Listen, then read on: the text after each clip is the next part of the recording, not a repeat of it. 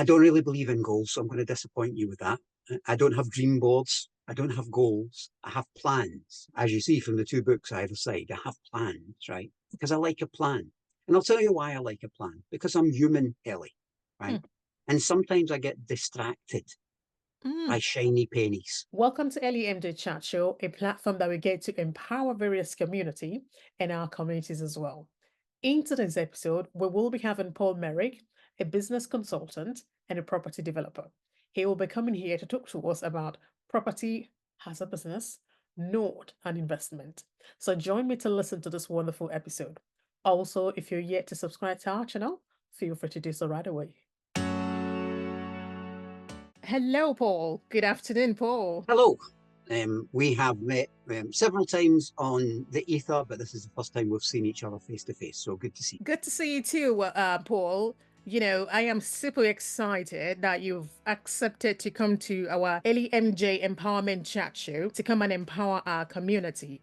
I think this is so like, I don't want to say mind blowing, but I'm super happy that you've accepted to come and empower us here. Thank you. I think it'll be a pleasure and an interesting conversation. Okay, now the question is, Paul, I know you are into properties.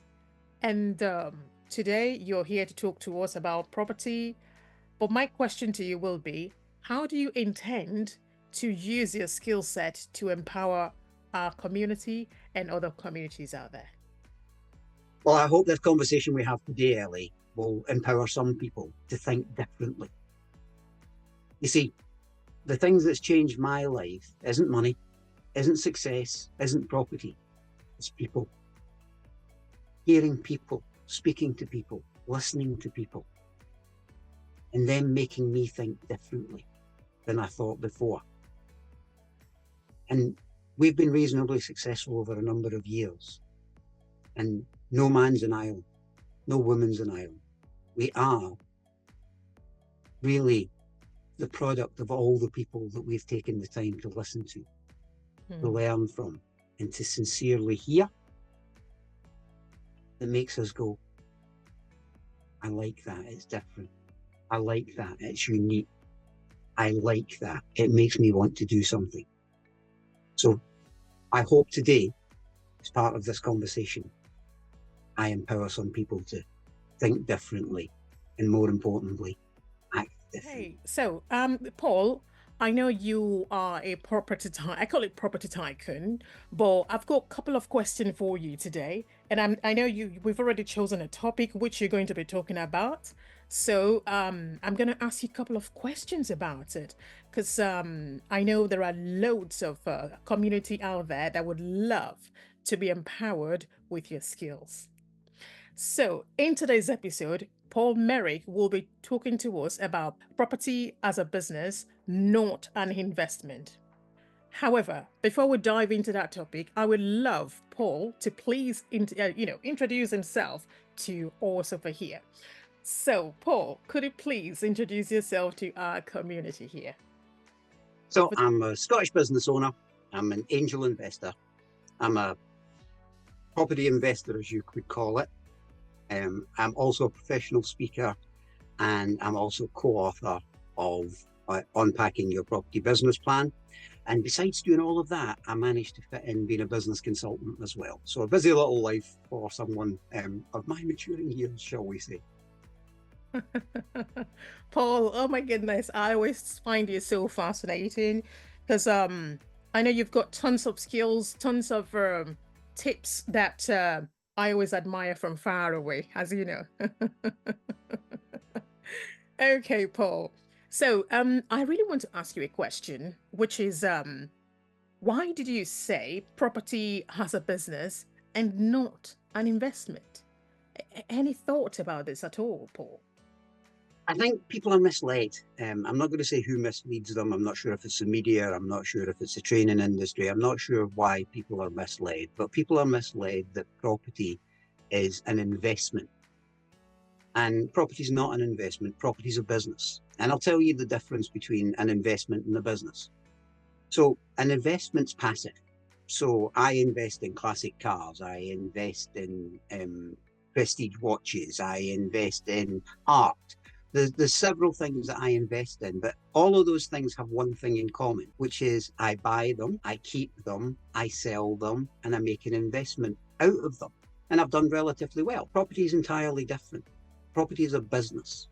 You see, whether you rent property or whether you sell property, you have a customer. And if you have a customer, you have a business. And this is why many people get into property and find themselves in kind of unexpected territory, because they're dealing with customer problems, customer issues, and they don't expect a customer because someone somewhere told them that property was an investment. So property is not an investment. It's definitely a business, and it's a business because you have a customer, and anything that has a customer has a business. Now, I'm not saying that's good or bad or indifferent, but I'm saying it's a very different mindset when you think you're buying a passive investment to realizing that you're starting a business. Wow. Wow. Oh my goodness. Now you got me thinking, Paul.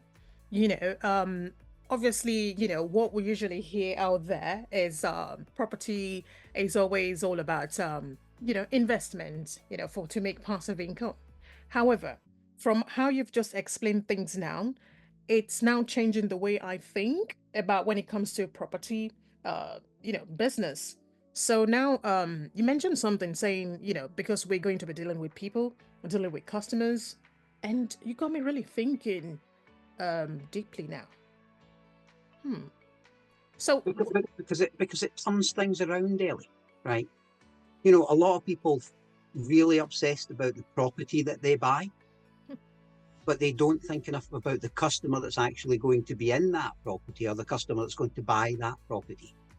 And most successful businesses, you run a successful business, Ellie, and you'll tell me your business is all about your customers. It's not really about the product or the service, is it? It's really about the customer, and the customer's at the center of your business.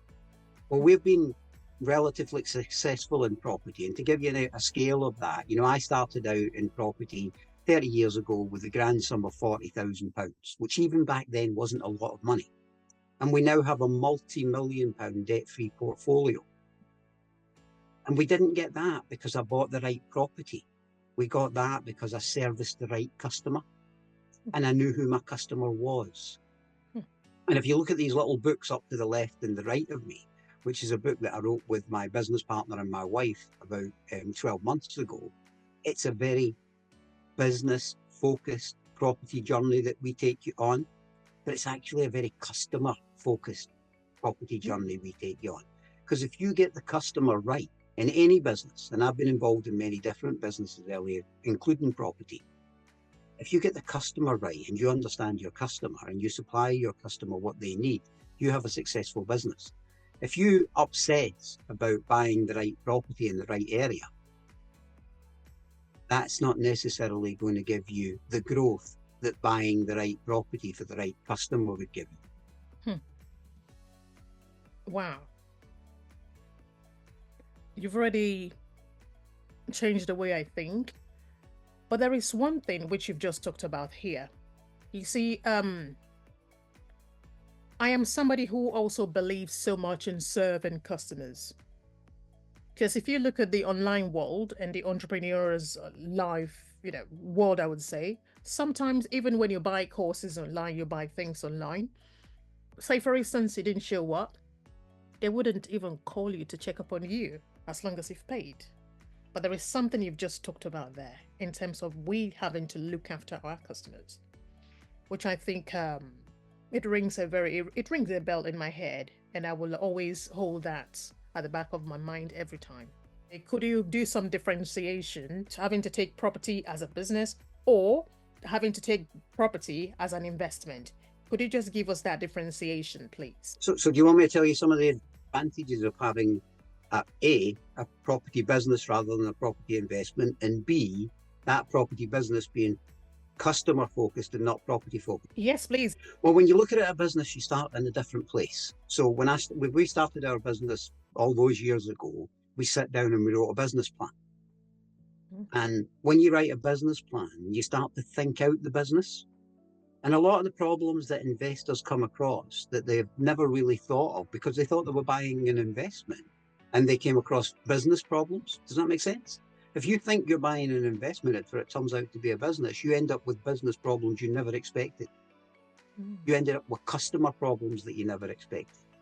But if you look at it from a business from day one, and you sit down and you write a good business plan from day one, and you look at the problems that you're likely to overcome in a property business, and then way before you buy your first property, way before you spend that first penny, you've came up with the solutions to those problems. When those problems come along, you're expecting them, and you've already got the solution. That's hugely different than thinking you bought an investment and the investment turns out to have a customer and the customer turns out to have a problem and you don't know the solution. So it's really turning the whole thing kind of around and saying, I don't want to have an investment, I want to have a business. Wow. So what I can hear now is like we have to be more proactive. Anybody that wants to get into the property world, you must be proactive rather than being reactive. Is that what I can hear here? Well, think about it this way, right?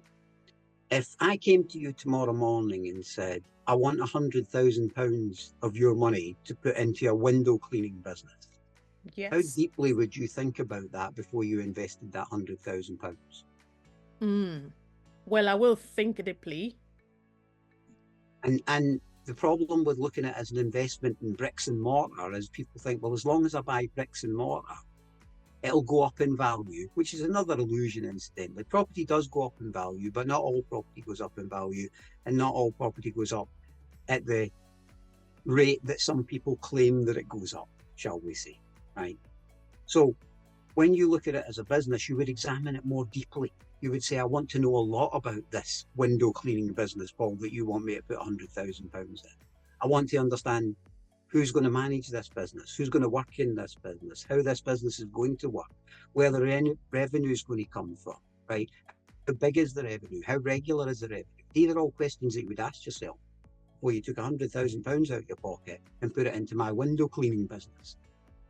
People don't tend to do that when they look at property. They just look, oh, well, that's maybe a little bit below market value, so it's a good buy.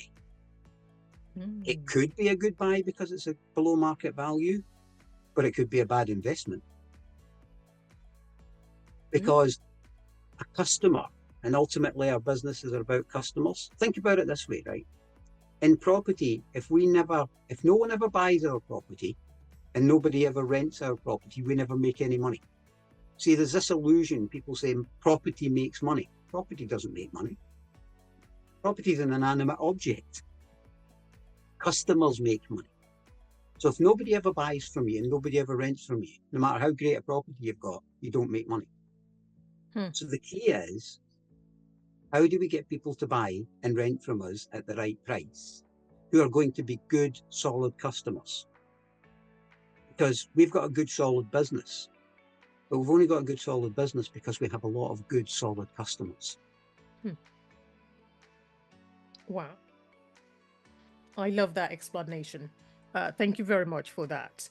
My other question to you is, what are some of the key steps involved in running a property business that goes beyond just buying it? Or, buying and holding the property, I would say. What's your thought about that, Paul? My thought about that is that you need to think. You need to think beyond that simple thought of, is that a good property at a good value in a good area? Because that's one-dimensional. And let me just define something here. If you are saying, look, Paul, I want to get into property because I want to buy one property that I want to put a tenant in, and maybe when my child is a bit older, it's a good piggy bank. Yeah? Because property as a piggy bank works quite well. But if you're saying to me, Paul, in 5 years' time, I don't want to just own that one property. I want to own 10 or 20 or 30. At the height of our business, we had over 100 tenants. Over 100. And we built that from nothing, because that's what you build every business from. As you know yourself, you build it from nothing. Us as entrepreneurs, do you know what we do? We take nothing and make it something. And sometimes we make it something medium size, and sometimes we make it something large, and sometimes we make it something huge. That's what we do as entrepreneurs. So I think there's different people might be listening to this in a different place when it comes to property. There might be people saying, look, I want to buy one buy to let. I would quite like to put a tenant in it. I would quite like that tenant to pay it off. And in 10, 20, 30 years' time, I will sell it and I will have a nest egg. That's perfectly fine, but it's not a business. It's not really an investment. It's this hybrid between the two. But if you say, actually, Paul, I don't want to own one property. I don't want to own 2 properties. I don't want to own 3. I don't want to own 4. I don't want to own 5. I want to own 50. That's a business, Ellie. And for the entrepreneurial out there, the people who really want to succeed, the people who want to build something, want to build nothing, not into something, into something huge. Property is a great vehicle. It's just a business like any other business. And that mindset is the difference between having one buy-to-let or 100 tenants. Wow. Wow. Paul, oh my goodness. I love what you're sharing here. So what you've just analyzed here, I think I'm loving it so much. But what I can hear is, it means, we need to have a goal. Like, if we're planning to say, okay, we want to get into property business, we must have a specific goal. So the goal will be what will create that drive in order for us to achieve it in a proper way. I don't really believe in goals, so I'm going to disappoint you with that. I don't have dream boards. I don't have goals. I have plans. Right? And as you see from the 2 books either side, I have plans, right? Because I like a plan. And I'll tell you why I like a plan. Because I'm human, Ellie, right? And sometimes I get distracted by shiny pennies, by new ideas, by new concepts. And if I've only got a goal, if I've only got a goal of having £1 million, say, for example, right? Reasonable goal, then I can get easily distracted about how I make that £1 million. But if I have a plan, then I can focus on it. See, what I think a plan is, Ellie, is it's a roadmap. So if I was to leave Scotland today and come and visit you in London, I have a goal of getting to London. But if I don't know the road, it's going to take me a long time to get to London. But if I sit down and I get out my roadmap and I look at my roadmap, I can clearly say I follow the M74, I take that onto the M6, that takes me onto the M1, and in no time at all, I'm where I want to be, which is London. Whereas if I just sit here and dream about getting from Scotland to London, that's a goal. But if I've got a roadmap, a plan, I don't only know how to get there, I know how long it's going to take me to get there too. Oh my goodness. You're a great mentor. I love that. Wow. I love what you just analyzed here. You know why I'm smiling about this is, as you know, I'm from West Africa. So the way we are being taught, or some people are being taught in Africa, is of course, you think of something in your head. But the other thing that is kind of missing in that is the plan. The plan that will drive you towards achieving that goals. I don't think they emphasize on it that much at all. And I love plans, and I'll tell you why I love plans. Because our business plan, and we rewrite a business plan every 5 years, right? So I'll tell you about my first business plan all those years ago. So we sat down and we wrote our first business plan. And here was my goal, as you would call it, my plan, as I would call it. I sat down and I wrote the business plan, and I said, I've got £40,000 to put into this new business called property, right? And what I want to achieve is I want to achieve £1 million debt-free property in 5 years. £1 million debt-free property in 5 years, right? And then I started working from there backwards in my plan. Does that make sense? And saying, right, okay, if I want that, where do I need to start? And we started by doing, we didn't start with buy to let, we started by doing commercial development. Because I'm a great believer in starting where you want to end. You know, there'll be people who say, well, if you want to do development, you must start with buy to let, and then you must do, you know, serviced accommodation, and then you should do an HMO, and then you should do a refurb. And I didn't believe any of that. I thought, if I want to go to London from Glasgow, I don't need to go via Aberdeen. That's a long way round for a shortcut. That's completely in the wrong direction. I'm just going straight from Glasgow to London. I'm not going via Aberdeen, which is in entirely the different direction. So I started with what I wanted. What we managed to achieve in our first 5 years was 3.5 years in, we made £1.2 million with a debt-free property, and we had income of over £100,000 per annum.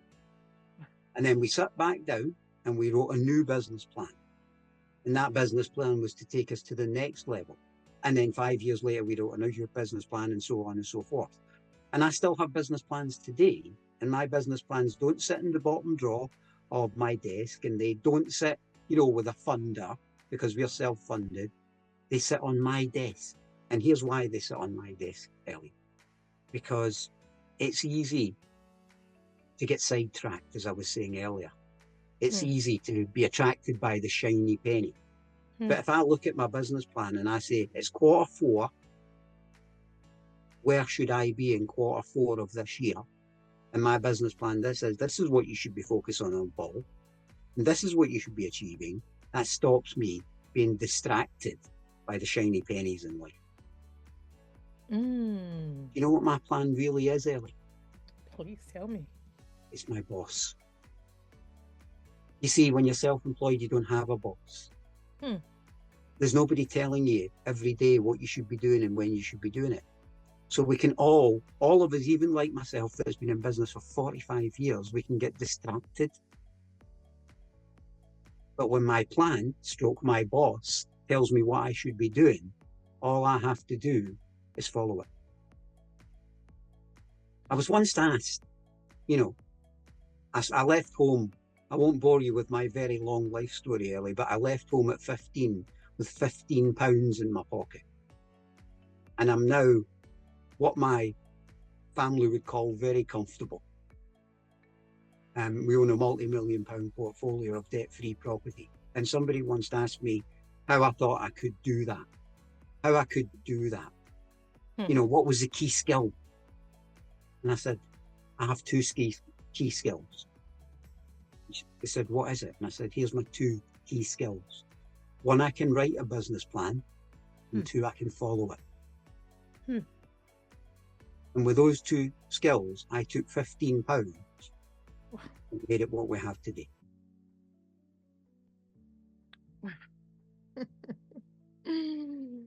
I'm nearly about to cry, but I'll try not to. You know, on one of your bio, I read about that in there. So I did say, I'm going to ask Paul, how did he make it work? So the bio is the one which is on CH, which is on Clubhouse. So I'm going to read something out, or just a tiny part over there.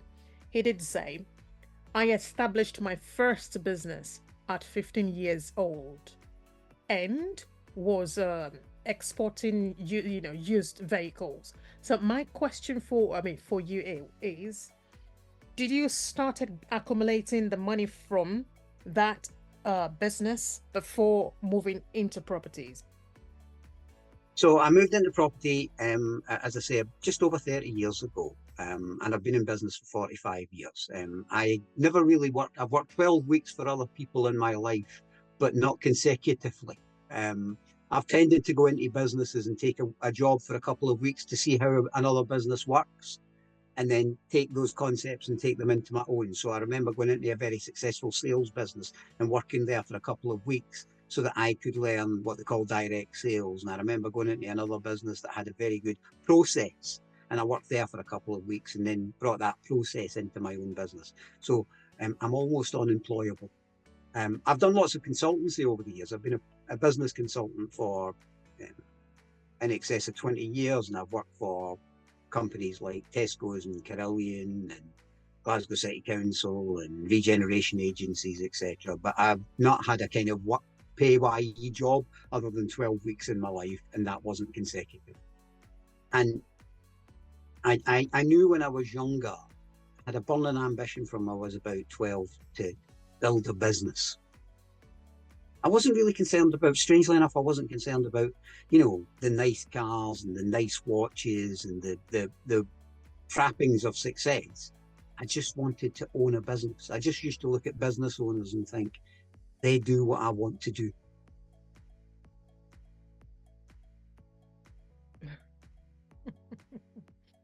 Wow. Okay.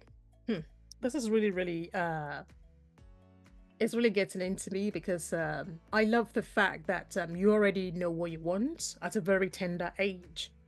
And I think this is a powerful inspiration because all these years that I've known you on Clubhouse, which is an app, social media app, I've always been, thinking in my head, what inspired Paul to get into properties? But now that you've given me more explanation about it, it just reminds me of a few ideas in my head as a child as well. So I would like to say thank you for sharing that story. I think that is amazing. I think there's two types of people in property, and I'm not saying one's right and one's wrong. I'm just saying there's two types of people. There's people who are property people, right, who happen to now have a business because it's very tax effective to hold your properties in an SPV, a limited company. And they're property people who have a business. I'm not one of those, Ellie. I'm a business person whose product happens to be property. I'm a business person who happens to be in property. I'm not a property person who happens to be in business. Okay, Paul. I have one question for you. Say, for instance, you've got somebody now who doesn't even have the idea of where to even start from. And they have this urge of, taking property as a business. What would you say to them first? How would you take them from I don't know to I do know? What would you say to them? I'm going to go back to your business plan again.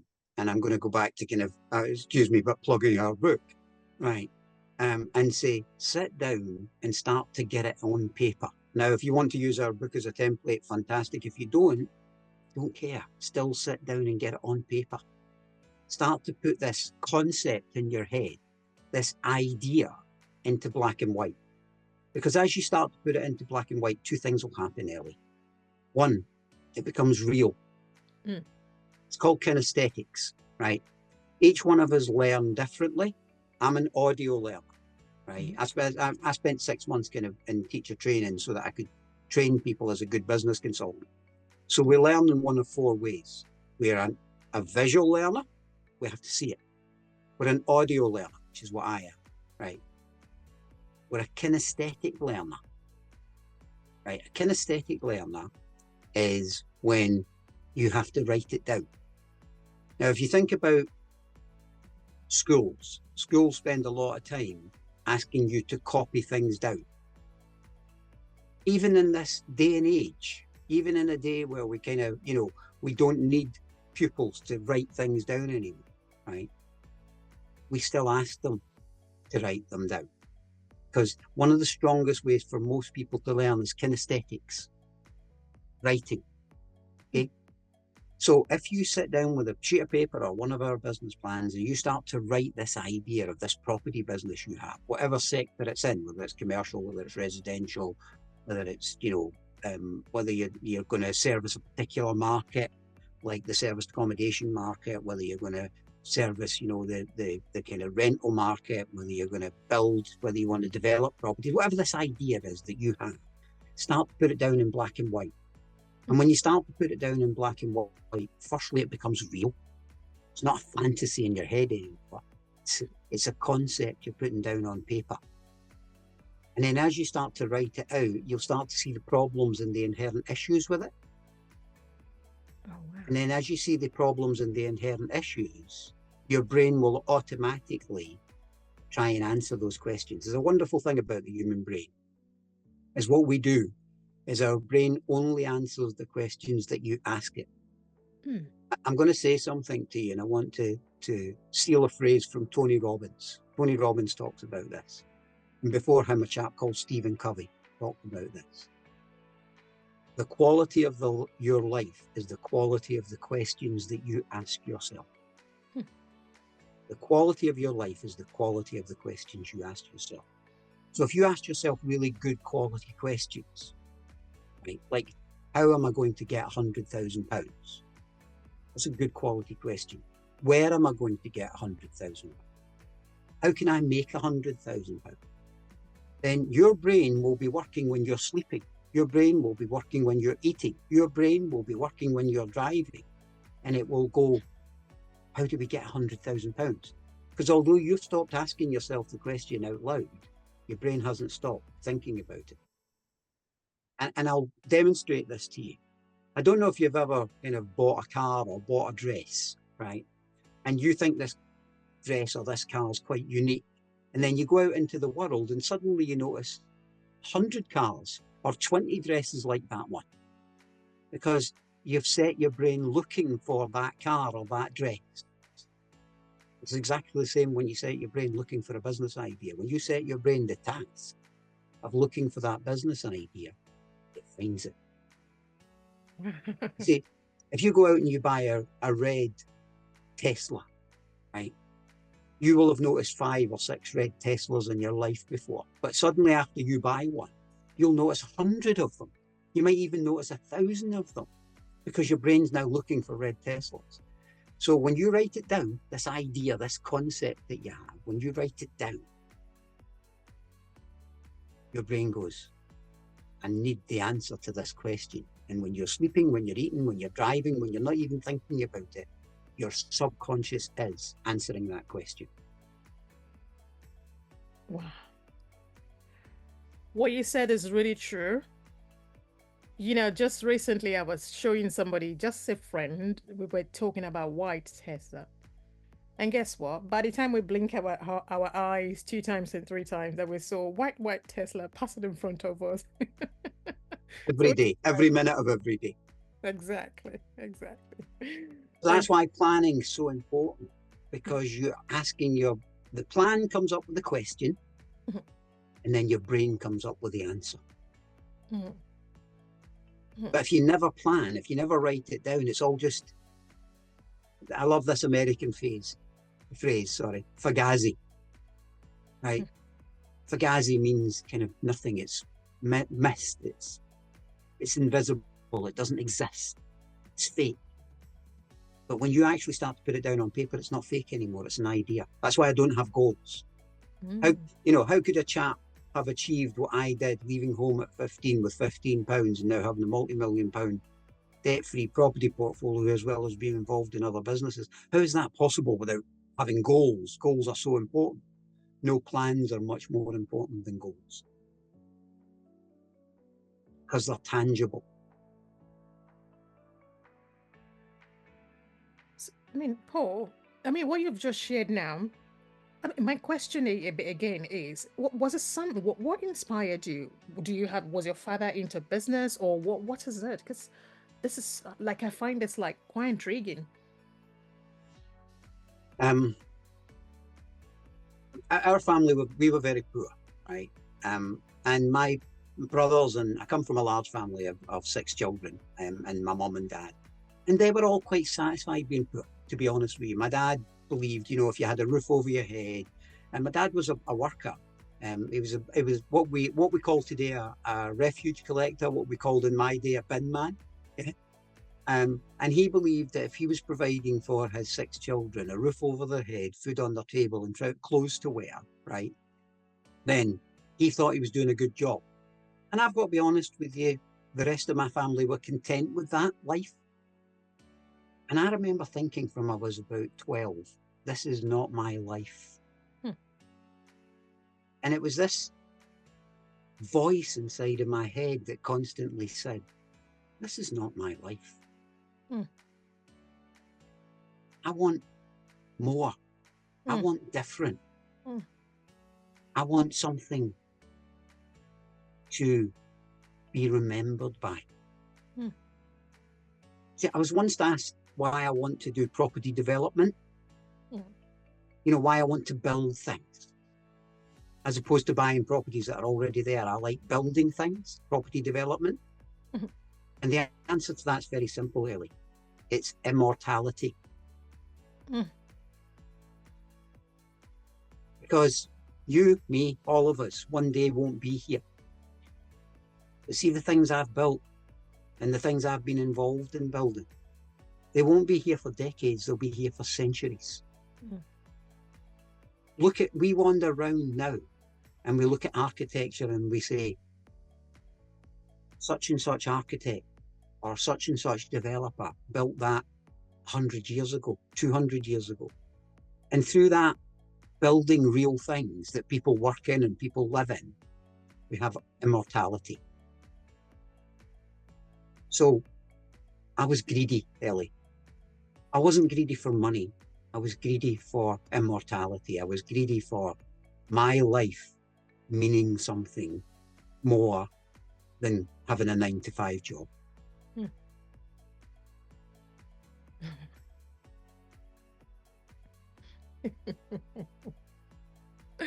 We need to take you to Nigeria to come and do public speaking. Speak to people. Wake them up. Strangely enough, I started professional speaking 15 years ago now. And I've been paid outrageous amounts of money for speaking, I feel, but I take their money anyway, Ellie. And I'm not a motivational speaker. I'm a real speaker. I speak about real things that real people can and should do. You know, I hear all of these motivational speakers and they're wonderful people, right? But the state change that those people create in you will last 5 minutes, 10 minutes, an hour, a day. But when you give people real concepts like business planning, right, like writing things down, like making their brain work, right, those things go on in your subconscious long after they go on in your conscious mind. One of the best things I ever did for my business, and this will confuse you, Elliot, at the ripe old age of 41, after I'd been in business for many years, and I was what people would call both debt-free and financially free. I could do what I wanted to do. I went and studied psychology. And the best thing I've got to have a reasonably good qualification in psychology because I stayed at it for a little while. And that psychology qualification is probably as valuable, if not more valuable, than all of the business qualifications I've collected over the years as well. Because you need two things to succeed in business, I believe. You need a skill set and you need a mindset. And if you have a great skill set, but you have a terrible mindset, you'll never succeed. And if you have a wonderful mindset, but no skill set, you're very unlikely to succeed. So I've tried throughout all of those years to build both my skill set and my mindset. And people who don't build a skill set and people who don't build a mindset, I usually find are quite upset.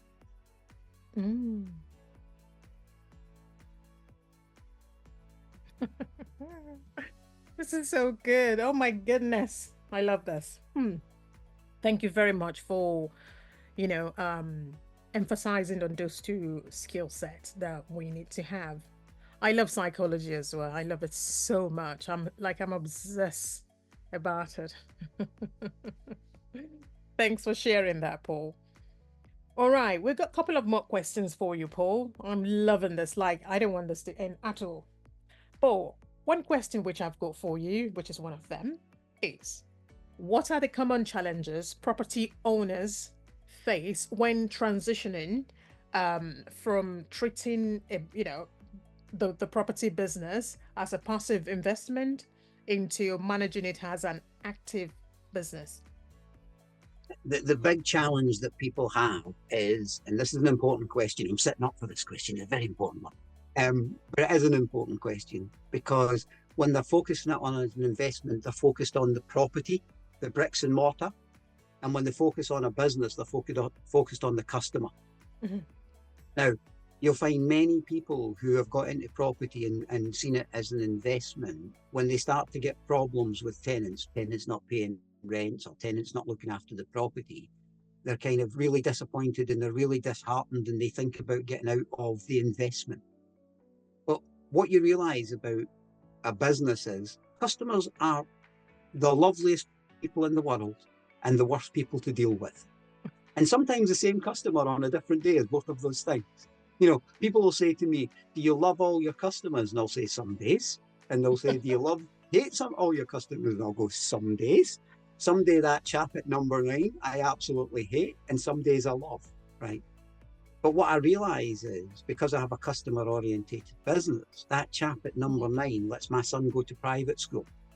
That chap at number 9 lets me drive the cars that I want.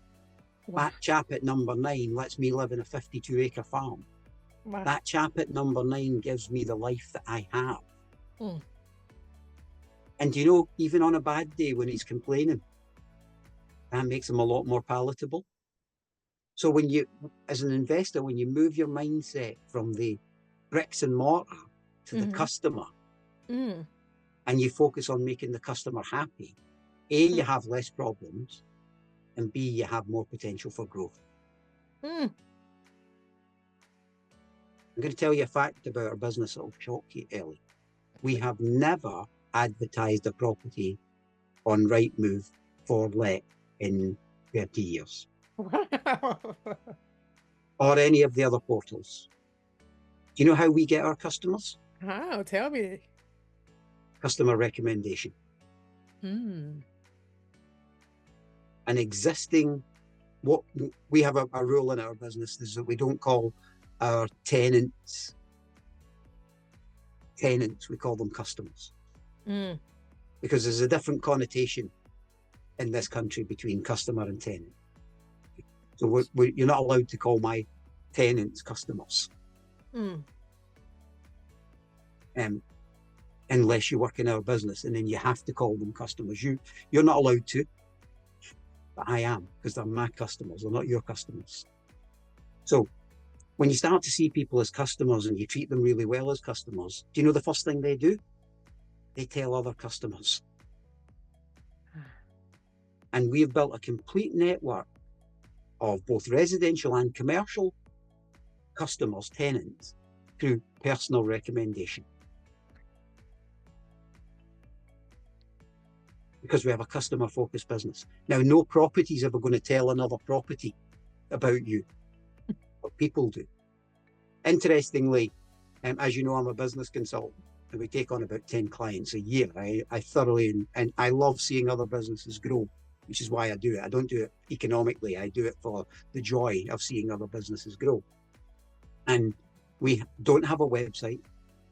We don't have a social media presence as a business consultant, and every year, but through personal recommendation, we build our client base. We don't even have a website for that business. We don't need one.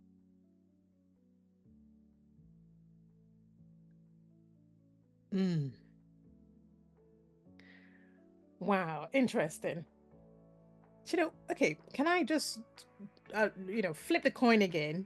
So, say for instance, if you have some, customers that did not pay the rent, how do you deal with this? Well, because of the business model that we have, right? It's friends and family of our existing customers.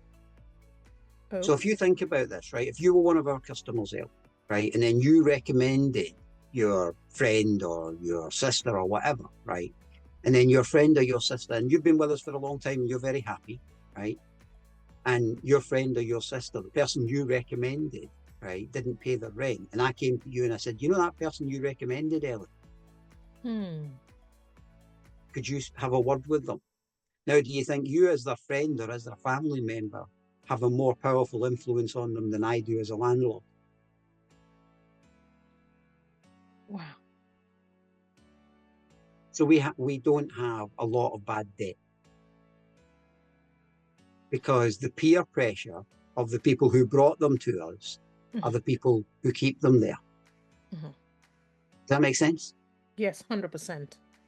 So I'll give you a real example, right? A nuts and bolts example from one of our commercial businesses. So a chap had in one of our industrial units. He recommended one of his friends that he did business with.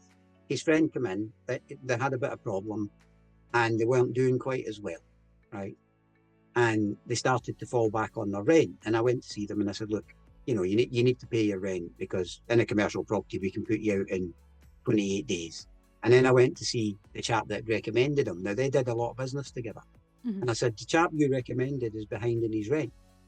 And he said, I'll sort it, Paul. And he went to the other chap and he said, you know the business I give you? And the chap said, yes. He said, well, if you don't pay your rent, Paul, I'm going to stop giving you business. Oh. You imagine how quickly I got paid. Wow. Wow. Well done, well done. So I love how you went at this. But one thing usually, I mean, of course, I watch some TV programs. I watch a House on the Hammer, and I also watch a couple of things as well. There's a program called is a bad client or something, maybe terrible tenant or something like that. So just an example here. What if, I won't say you, what if somebody has a property and probably it's been sublet, or probably the property wasn't used for the purpose of what is meant to be. Maybe they turn it into like the farm, the farm, which it's an illegal farms. So I think the answer to that question comes back to the question of investment or business, right? Because if you have an investment, you want as little to do with your customer as possible. There's lots of people who have bought buy-to-let properties. They've put them with an agent and they've never even met their customer, right?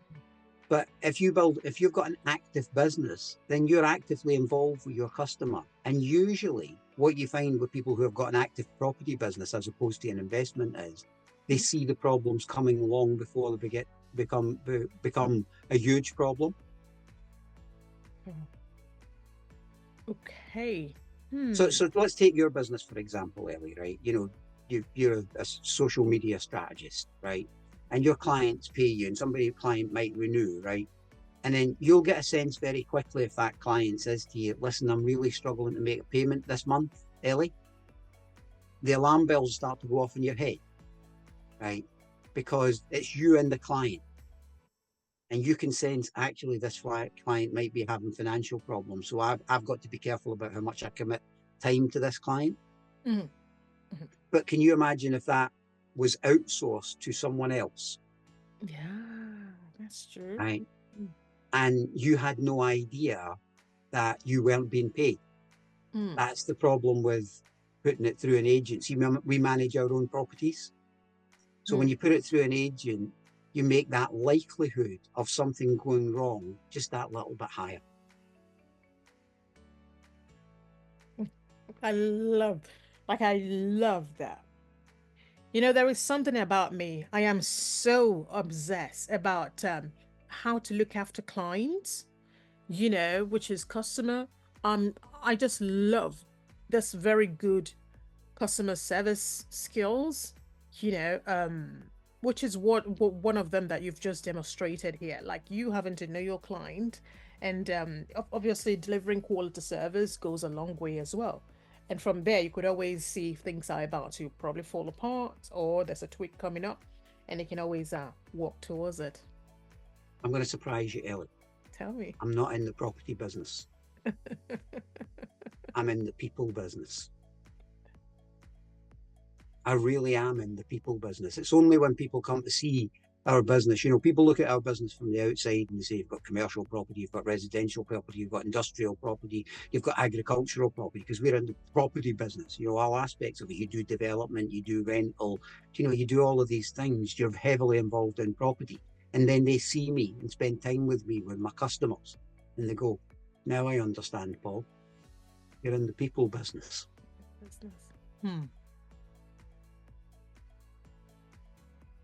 Property is just a product.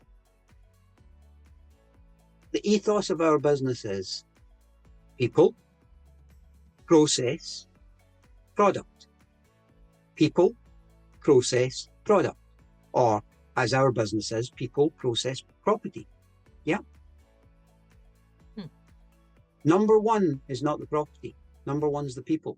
Number two isn't the property. Number two is the processes. If you get your processes right, then a lot of the problems that you're talking about don't happen, or happen a lot more rarely, right? And third and finally is the property. People, process, property. In that order. We're in the people business, we're in the process business, and then we're in the property business. You should be a university professor.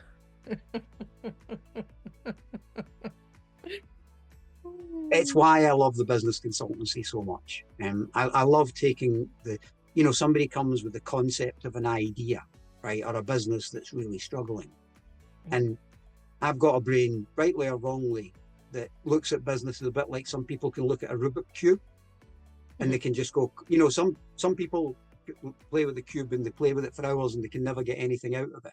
And other people can just come along and go click, click, click.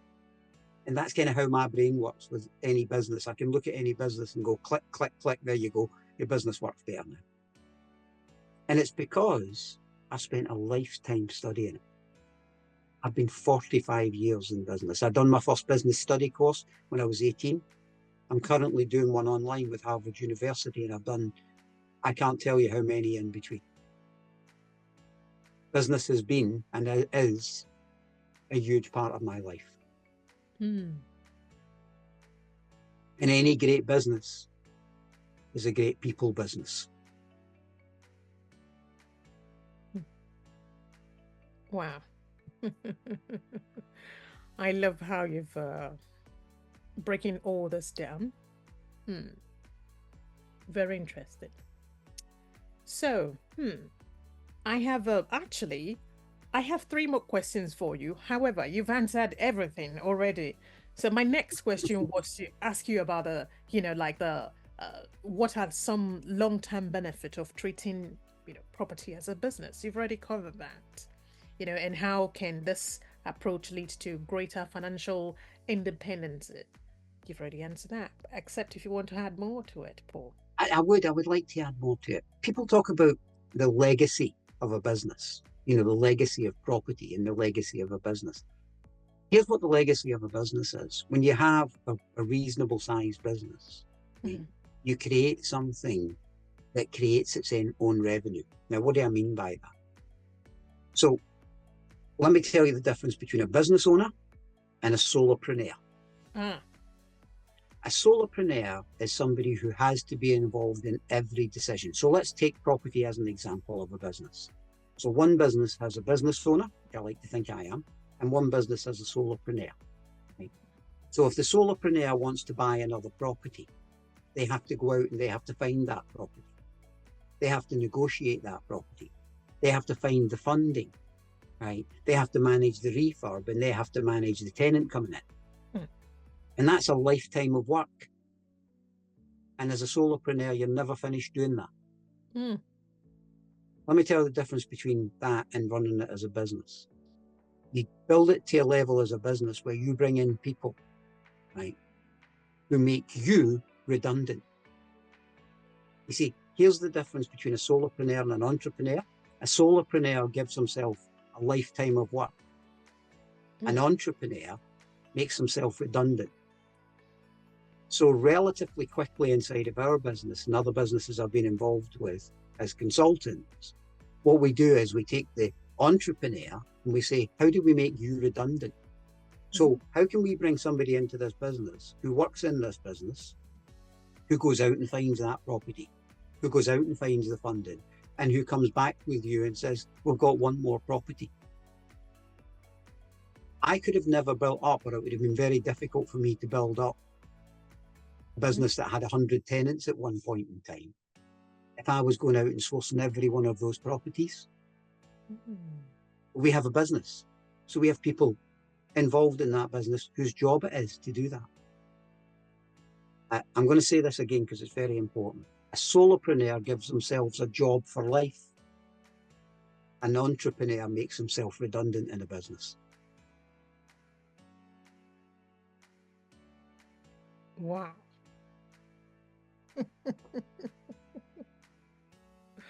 Oh my goodness. This is powerful. Whoa. Thank you very much for sharing that. Oh, that was so, so good. I love the way you've differentiated both of them there. And I'm going to ask you about your books, which you mentioned in a minute, but I still have two more questions, which you've already answered. However, I will still, ask it should in case we've got an audience who might be, having such pain point and they want somebody to answer it for them. So my next question is, what should property owner do when tenant refuses to pay? And how can treating property as a business help in handling this situation? Well, our portfolio has always been 60-40, which is 60% commercial and 40% residential, right? Okay. So the first thing that I would say, right, is that if you're going to treat it as a business, you don't have to only think about residential property. You can also think about commercial property. And there's lots of advantages to commercial property. One of them being what's called an FRI lease, full repair and insurance. It's the tenant's job to insure the property, repair the property, and look after the property. But not only that, in most commercial leases, if a tenant doesn't pay within 28 days and they're in a commercial property, you can lock the doors, and any goods that they have in that property, goods or shackles it's called, you can take the value of those goods and shackles to pay your rent and your costs. So one of the things that I would say is anybody looking at it as a business should be thinking, okay, maybe I do want to have some residential property, but maybe I should have some commercial property as well. Because if I have a commercial property, I can fairly easily deal with a tenant who's not paying. And if I've got plenty of paying tenants in the commercial properties, then that might cover any long-term problems that I have with a residential tenant. So think about that for a second. If you've poorly got residential, if all you've got is residential, and you've got 2 or 3 tenants who are not paying, you've got a major problem. But if you've got more commercial property than you have residential property, and you have 2 tenants in the commercial property who aren't paying and 1 tenant in the residential, right, you can very quickly solve the problem in the commercial property, which means that you've got longer and less concerns about solving the problem in the residential property. So I would say, how do you make a business work better for you than an investment? You have a balanced portfolio. Okay. Wow. Do you know, because recently, I don't know who I was speaking with, and I learned that probably they used to have a tenant in a house, and the tenant probably, I don't know, could not pay for some certain period of time. And probably they did say the law, you have to give them some certain period before you can, you have to go to court before you can, tell them to go out. So invariably they're accumulating more debt, and more debt. So, and that kind of like frightened me a little bit. So yeah, I mean, now that you're saying that balancing the portfolio will be a very good idea. We started moving out of the private rental sector in 2014 because we could see the difficulties with it. And primarily now our portfolio it was originally 60-40, but primarily now it's commercial. So when you say you've seen the difficulties there, like, could you give me like 2 difficulties I remember speaking in rooms and about property going back to 2014, 2015, and saying at the time that the new tax laws that were going to come in were going to be very punitive. And people didn't believe me at that point in time. because people only believe what's happened, they don't believe what's going to happen, right?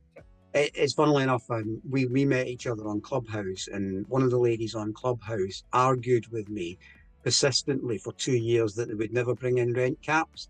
And last week on Clubhouse, she was saying, I now believe they're going to bring in rent caps. And she argued for 2 years that they never would.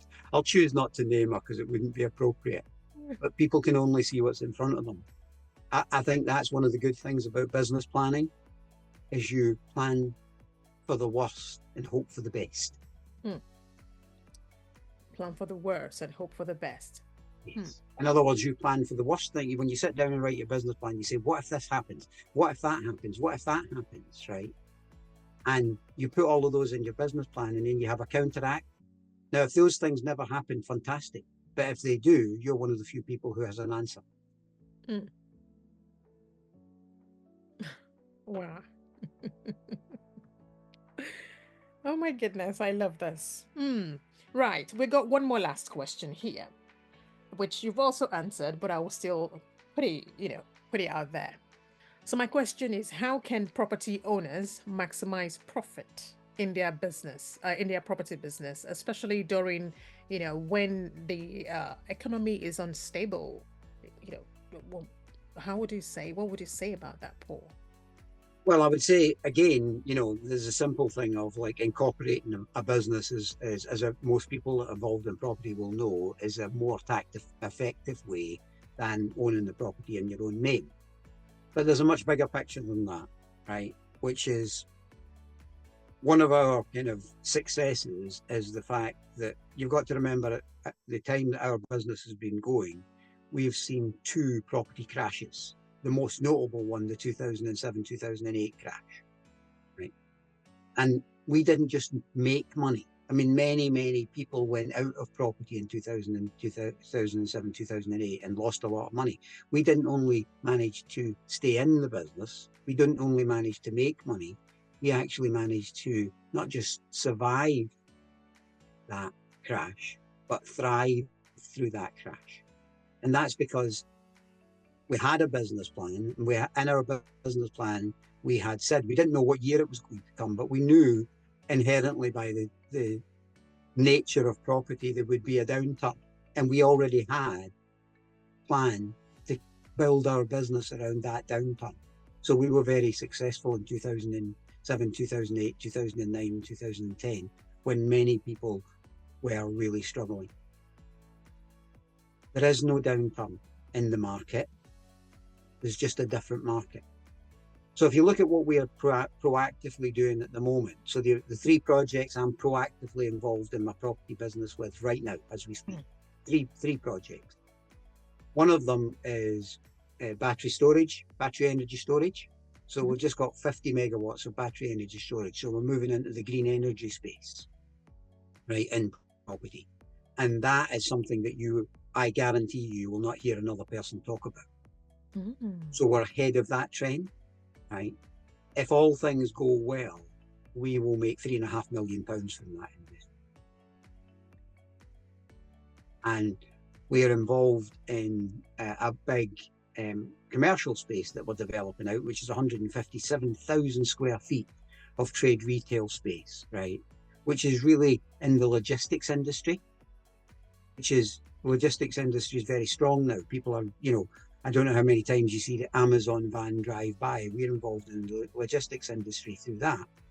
And third and finally, we're doing a development of 180 flats, most of which will be built to rent, because build to rent is where the government really want the private rented sector to go. So although I am a man of maturing years, shall we call it, Ellie, we're still at the head of, and at the pinnacle of 3 of the brand new kind of business models that are going to be really successful. And the renewable energy just really excites me. Wow. There are no downturns in business. The business wheel always turns. Here's the question, Ellie. The business wheel always turns.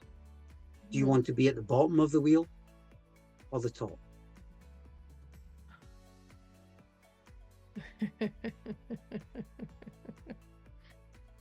I love this. Whoa, that's a big question. Of course, I want to be at the top. Many people hold on to the wheel too long. Does that make sense? Yeah. They don't jump off on time and then jump back on again. So visualize that in your head. Visualize a wheel turning round and you're at the top and you see it starts to go down, then it's time to jump off of that business. Yeah. And then you look, when the wheel comes back round again, you look and jump back on and you're always towards the top. But if you stick with a business model too long, like buy to let, for example, in the current market, you're going to end up at the bottom of that business wheel.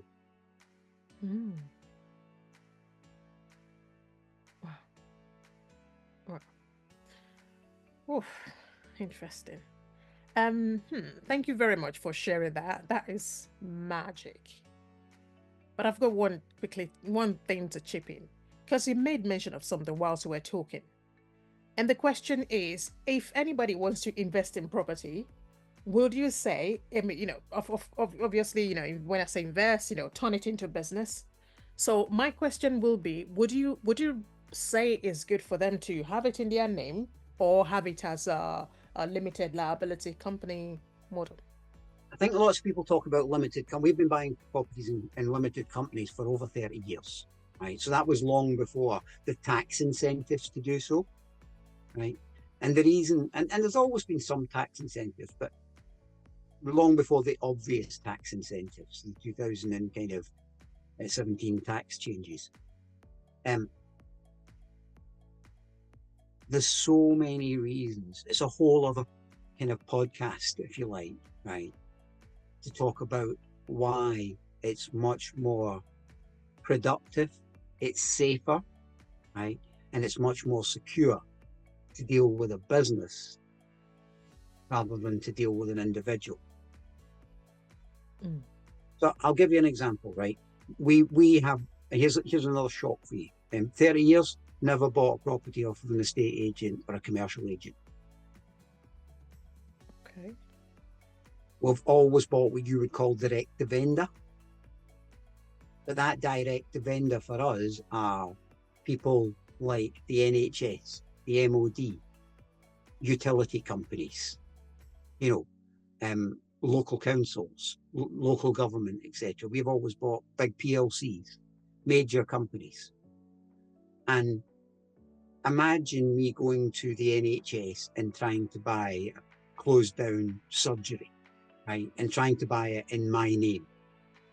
And then imagine buying it in a VAT registered property company. Which one of those do you think the NHS is going to take more seriously?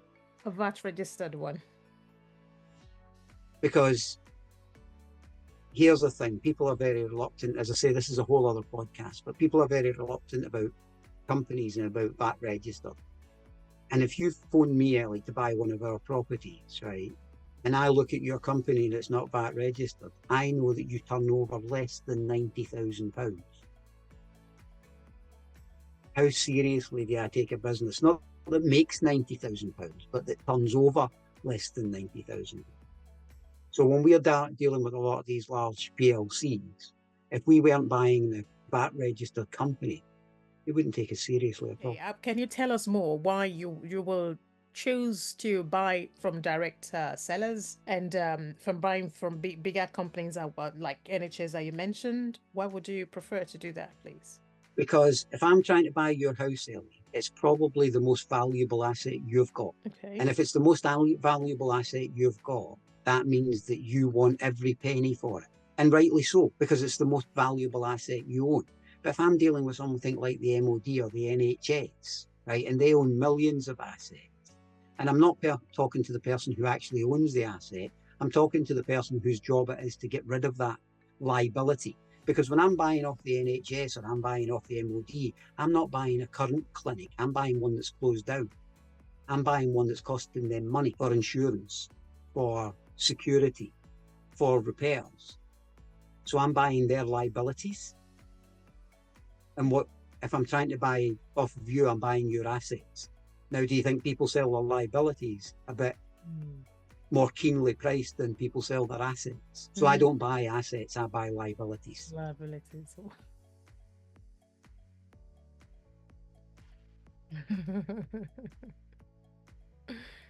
Oh my goodness. Now I can see where the dice, just flip from. Wow. Interesting. Thank you very much for sharing that, Paul. That was quite insightful. I love it. Thank you. But Paul, before I let you go, because I know I can drag this forever, because all you're sharing here is so like, oh my goodness, I call it gold dust. But before I let it go, this two books which you've got, there is one which you co-authored, and I'm not sure if it's I co-authored both of them. So my wife is a professional writer. Margaret Ann is my business partner and my wife, and she's a professional writer. So we sit down, and it's an interesting thing. As you can tell, I've made 500% on more than one occasion from buying properties at the right price and developing them and selling them. So I could have wrote one of those sexy books, Ellie, those really sexy books about how to make, £40,000 into 10 million, for in a example. day. Yeah, and I didn't, because frankly, I'm not fond of those sexy books. They're like motivational speakers. They're really quite hollow when you look in them. I sat down with Margaret Ann and I said, Margaret Ann, we've made some money. And she said, yes. And I said, now I want to do something bigger than make some money. She said, what? I said, I want to make a difference. So how do we make a difference? And she said, but you make a difference every time you go out and speak, Paul. And I said, it's not enough. Because it's transigent. I'll speak to you today, but I'm gone tomorrow. And she said, a book, because that way it'll live in people's house forever. And it's a bit more of that immortality. Yes. And I said, right, what book are we going to write? And she said, what's been the most important thing that's built on our success, Paul? I said, our business plan. I said, so we're going to write a really boring book, Margaret Ann. We're going to write a book that teaches people how to write a business plan. So it's two books. One is how to write, and the other one is the business plan itself. Now, this is the business plan that took us from nothing, essentially, to £1 million. This is our business plan. Because when we looked back in the day for a property-specific business plan, there wasn't one. So we had to write it. So now, 30 years later, we're sharing it with you. But not only that, Margaret Ann took the time to write a book that tells you how to fill the business plan in. So that's what the two books are. And I'm severely dyslexic. And Margaret Ann's a wonderful writer. And when she first wrote the book, I said, that's a great book, but I want this book to be able to be picked up by anybody. I don't want to write a book for somebody who just left Harvard University or London School of Economics. I want to write a book for people like me, who was a young boy with very poor education, from a very poor background, who could pick this book up and understand it. And it's in very digestible chapters. I don't suggest if you buy this book, Ellie, that you sit down and read it page to page, front cover to back cover. I suggest you read it in chapters, and then you take that in, and then you work with it. So this book is not exciting. It's not thrilling, and it's not full of our great stories of how we made £500,000 on one property. This book is full of the stuff that you need so you can make £500,000. Because me making £500,000 makes no difference to your bank balance whatsoever. It's just a nice story. But this book is how you can make £500,000. So if I want to get it, do I get it on Amazon or? It's available on Amazon. It's called Unpacking Your Property Business Plan. If you just type that into Amazon, or you type P. Merrick or M.A. Merrick, you will find it. Thank you very much, Paul. Paul, another thing which I would love to also ask you about, which I know somebody out there will be like, oh my goodness, I just want to lay my hands on, probably how to contact Paul. So if somebody wants to probably build relationship with you, get to know you, get to understand maybe how you support people, do you teach people, do you mentor people, do you coach people? Like if I people, don't. So let oh, me just be very clear on tell that. me. I don't do mentoring and I don't do coaching, right? Hey, tell The us. only thing I do is business consultancy. Now they're Hmm. very different, right? They're very different things, right? A business consultant, a mentor says, look at what I've done, you can do it too. That's actually very untrue, Ellie, for most people. That's why a lot of people are really dissatisfied with mentors. I mean, there's some people who are satisfied with mentors, but there's many who are dissatisfied, and here's why. Me and you come from a completely different culture. We're completely different ages. We're completely different sexes. And we live in completely different parts of the country and probably talk to completely different people. So if you tried to be a mini Paul Merrick, you'd be very bad at it. And if I tried to be a mini Ellie, I would be terrible at it. And that's why mentoring doesn't work for everybody, because mentoring is saying, look what I've done, you can do it too. Business consultancy is very different, Ellie. Business consultancy is looking at you as a person and looking at your business and saying, let's make those two fit together and let's make them better. And what's relevant about what I bring to it is not the success we've had in property, but it's that 45 years of studying business, understanding business models, understanding. One of my clients is completely outside of property and she's in the fitness business.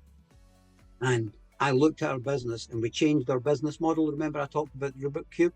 And we Yeah. changed our business model. She'd been in the business for 14 years. We changed the business model and in a week, she doubled her earnings. Because I understood business models. I understand business. So that's where it's very different. What a business consultant does is they come in and they look at you, because you're a key part of your business, Ellie, as I'm a key part of mine. And then we look at the business model, we look at the business that we're in, and then we say, right, how can we make this better? And that 45 years of being in business helps me make it better. Wow. This is interesting. Thank you very much for sharing that. I think that was quite spectacular, I'll put it that way. And I'm quite certain people will find this really, really useful. And yeah, I would love to say thank you very much for all his work, all his commitment to come and empower our community. I think it's magic. So And to answer your question, where will people find me? I'm going to disappoint you, Ellie, being a social media person as you are. But I only really frequent two forms of social media. One is one we met on, which is Clubhouse. And the other one is I've had for a number of years and it's becoming a little outdated now, but I'm sorry to say it's the only social media that I have, which is Facebook. So a good contact point if people want to contact me is, I'm sure you'll put up a link to my Facebook page, which is not very exciting, but it's a good way to contact me. I'm very privileged. The vast majority of business that I do is actually personal recommendation. Thank you very much, Paul. That was fabulous. Thank you. Today, I hope you've enjoyed today's episode and feel free to leave a comment below. Also, if you're yet to subscribe to our channel, feel free to do so right away so you don't miss great content that we will be sharing on this very platform. And thank you very much for tuning in today and see you next time.